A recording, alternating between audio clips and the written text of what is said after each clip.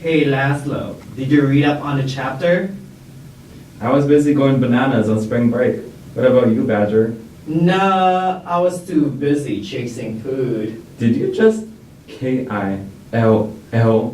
No, I was actually chasing for the new burger food truck that shows only a few times a day. Every time I wave up my paws around telling the truck to stop, but the driver always looked panicked when he sees me and just make a mad dash out of the parking lot. I wonder why. Anyways, I was wondering why your name is Badger. Because I am a half honey and a half badger. Interesting. Also, I wonder what the chapter is going to be about. Good afternoon, class. Hope you guys had a good spring break. Let's take a roll right now. Badger? Here. Laszlo? Laszlo? Wake up. Here. Please wake up. Today we're going to learn about poor posture affecting the spine and back. Poor posture? How exactly is it important in a health class? Well, according to the American Chiropractic Association, worldwide back pain is the single leading cause of disability. Americans will experience some form of back pain in their lifetime, and approximately 50% of it may be caused by poor posture. And what is the other 50%, Doc? Well, the rest of it is mostly caused by sports injuries, accidents, arthritis, stress, and obesity. Doesn't stress somewhat cause poor posture? Why, yes, it does. Interesting. So good posture is not only a habit meant to make us look professional in front of the others, right? Not only good posture makes you look professional in a presentation or interview, but as you get older and near the point of transitioning, the good posture practice will prevent other long-term injuries like falling over or spraining your ankle. Most people my age will experience frequent back pain because as we get older, our spinal column shortens, and combined with back posture, it can make our back pain even worse. My question for you, class, is do any of you experience some form of back or neck pain? What are you talking about, Doc? We don't even have any spine. Oh yeah, that's right. Can any of you give an example of a poor posture associated with back and neck pain? Like when I'm carrying a load of homework assignments from your class. Or when someone arches their back lower to use their laptops or phones? Not really, but good point, Badger. What you could say, Badger, is carrying a heavy backpack and tilting your back at an improper angle is a type of poor posture. And you were right about one certain thing, Laszlo, and that is bending your back at an acute angle is a bad posture. One of the most common poor postures that is frequently practiced is thoracic hypnosis, which is seen in most people who work in office jobs and do not get up a lot. Then what is an example of a good posture? A military stand of some right? You do not have to stand military style. Instead of having a relaxed stance with loose knees, straight back, and shoulders tucked back, parallel to the head, is a good posture. There should also be a slight curve to the lower back, but without a pronounced S-shaped curve. So not having a straight back adds weight to the spine. That is correct. A good posture helps balance the distribution of weight from gravity. Recall from high school anatomy that the spine is composed of 33 discs, and every time the spinal column is stressed, the disc becomes squeezed and the gel in between the discs can rupture, causing intense pain later on if not treated. There are 4 different types of improper back postures, and one of them is thoracic hypnosis, which is also known as humpback, turtleback, or round back. With thoracic hypnosis, the individual develops a pronounced lump on the cervical, aka upper spine. So it's like basically the posture from Igor of the hunchback from Notre Dame? That is correct. And since our society is more heavily focused on a technology-driven workforce, there's even more limited mobility for people who work in jobs that use the computers oftenly. Thoracic hypnosis can be caused by vitamin D or calcium deficiencies and really bad slouching habits. Another improper posture is swayback, which affects all age groups and is made worse with conditions like obesity, osteoporosis, and some bad posture habits. Unlike other bad posture habits, sway back is characterized by the head passing over the pelvis, while the pelvis is tipped forward around 10 degrees. Unlike hypnosis, sway back is sometimes associated with strength imbalances between muscles groups that move the hips, spine, and pelvis. Pregnant women and extremely obese people are at risk because of their tendency to carry weight in the abdominal region. Even some teens who use body language to give an attitude may express the posture in the form of sway back. I don't see what's wrong with sway back. It's not hurting me right now. Having a back posture like that can permanently make it hard for the individual to walk properly. How so? You will end up looking like someone who is doing the limbo posture all day long. Well, you know what? As long as I don't do it 24/7, I think I will be just fine, Doc. Badger, I think you should stop. I think the sway back posture will make you fall over. I don't believe you. Ah! So, Dr. Trump, since posture is related to our individual health outcomes, can we improve our posture and lessen the negative health outcomes by exercising, eating enough calcium, and preventing osteoporosis and stand straight with our neck and back? Those are great ways to prevent back and spine problems. In fact, the next posture that I will cover over is related to what you said. Lumbar lordosis goes by several names, such as hollow back or the duck pose, and is related to sway back. Lumbar lordosis can be caused by osteoporosis, obesity, improper posture, and some inherited conditions such as muscular dystrophy, which is a weakening of muscles over time, and spinal muscular atrophy, a birth defect that causes improper joint movement. But with good posture, we can decrease the chance of ever having to deal with these spinal imbalances. I learned my lesson on the sway back posture. However, I do not believe that I practice any of these bad postures, and therefore, I'm out of the woods, right, Doc? I cannot tell you how you conduct your proper back postures on a day-to-day basis, but do you often tilt your head at an acute angle when using a mobile device? Maybe. Well, this is one other spinal imbalance known as forward head, which is correlated to looking down on mobile devices, books, or even newspapers. Forward head is by far the most common practice poor posture, and it affects all age groups. In your guys' age group, it is commonly known as Tex-Nick, and Okay, Doc, we know what some of these bad postures are and how to prevent them, but is bad posture something that only affects older adults? bad posture can affect all age groups, from newborns to the oldest person on earth. In fact, there is a growing problem with teenagers and young adults like you guys when stress on the neck, muscles, and bones are exacerbated by the excessive use of phones and other wireless handheld devices. Since all of you have mobile devices, you may have to bend your necks to look down on your phone or wireless device. Well, I got news for you guys.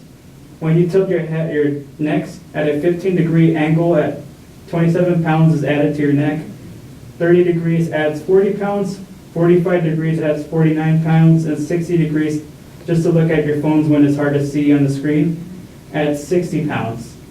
And that's just the weight of your head, which weighs around 10 to 12 pounds, give or take. Oh man, first you are telling us that using the computer too much can hurt our spine, and now you're telling us that checking our Facebook status on our phones is bad too? Not really, Badger. It's just that phones or any other mobile devices should be viewed at a proper angle where the neck and back is at a 90-degree angle and the head is faced forward with the device held parallel to your view. It can be minimized by taking breaks from the phone and relaxing the shoulders and neck from straining the muscles. Is it also possible to just look down with your eyes instead of bending the neck? Yes, but this can lead to another different problem, which is straining the eyes for too long. But good question, Laszlo. According to the American Physical Therapy Association, there has been an increase in premature degeneration among teens, which can eventually lead to herniated discs. And since 73% of teens are smartphone users, there might be an increased amount of people needing spinal care. That is true, and because teens also practice in many risky activities that can increase the chance of herniated discs, such as football, wrestling, and martial arts, there might be more spinal therapy and back surgeries in the future. From what we now know about posture, our personal health outcomes, particularly the ones we have full control over, has an impact on healthcare by increasing the cost of therapeutic care. All right, class dismissed. Yes.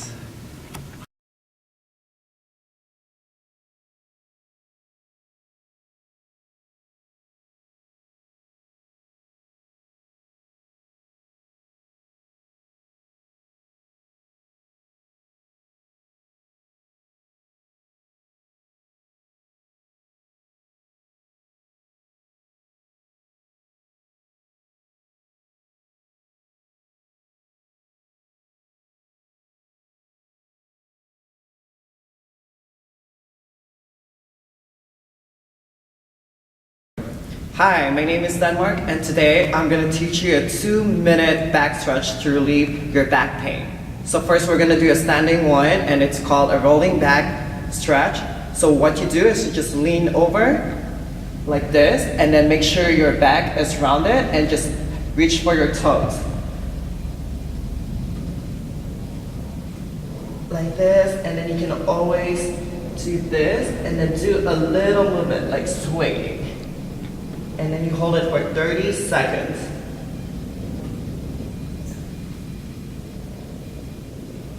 And then go up slowly.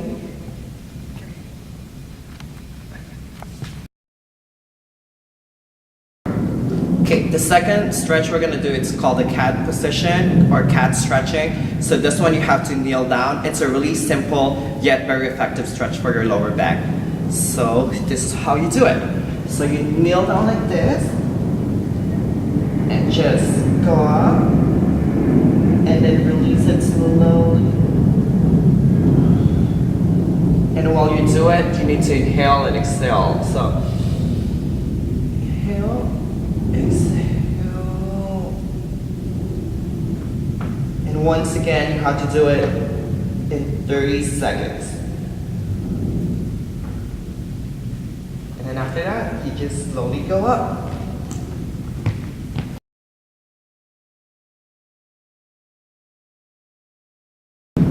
Hi, I'm back again. And then the last stretch we're gonna be doing is the lying torso stretch. So you're gonna have to go on the floor, a flat surface, and then do your stretching. Let's do it.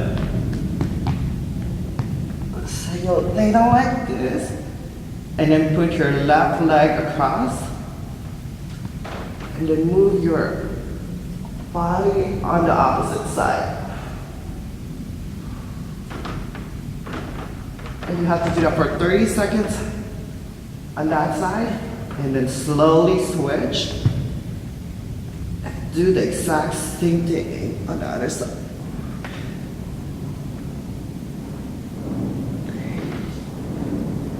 And you're gonna feel a good stretch on your back. Thank you.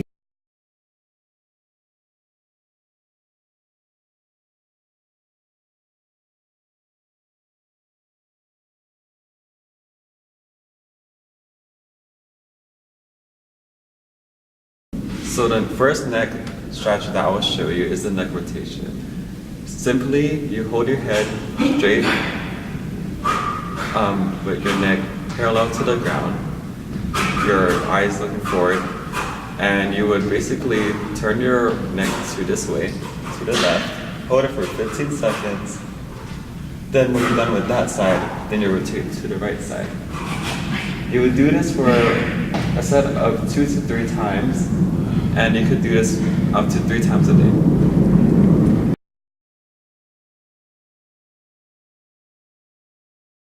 The second neck stretch I'll show you is the neck lateral flexor. So basically, just like last time, stand up straight, look up straight, and slowly tilt your head to your shoulders, slowly. Hold it for 15 seconds, Then when you're done with that side, then you would slowly turn over to the right side or the opposite side.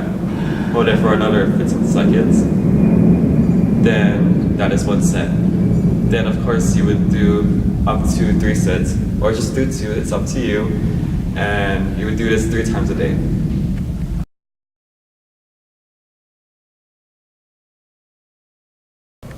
So the last neck stretch that I will show you is neck flexion and neck extension. So just like the other 2 stretches I showed you, you bring down your neck, your chin, hold it for 15 seconds. Then when you're done with that, return to the starting position. Then you do this for additional 2 times, 3 times a day. And for the neck extension, it's the opposite side. So you could be tilting your head back, hold it for 15 seconds, and when you're done with that, you return to the starting position and repeat it for additional 2 times, 3 times a day. I hope these stretches work out for you.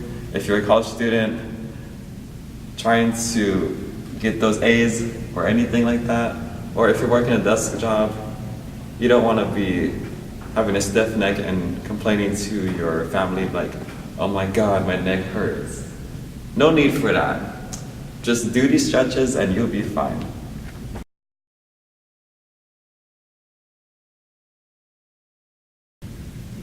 Hello, I want to show you how to use your phone and how to prevent forward head, which is the most common poor posture associated with all age groups. As you may know, when you tilt your head at a 60 degrees, you add 60 pounds of weight because your head weighs around 10 to 12 pounds, give or take. So the correct posture you want to use when you're using your phone, anywhere you go, sitting, walking, is that you make sure that your head's straight and your neck is at a 90-degree angle. Your shoulders should be tucked back and loose. Your knees should be loose too, all relaxed. And then when you use your phone, you make sure that your phone is parallel to your head, like this. And also make sure you have a straight posture. That's all.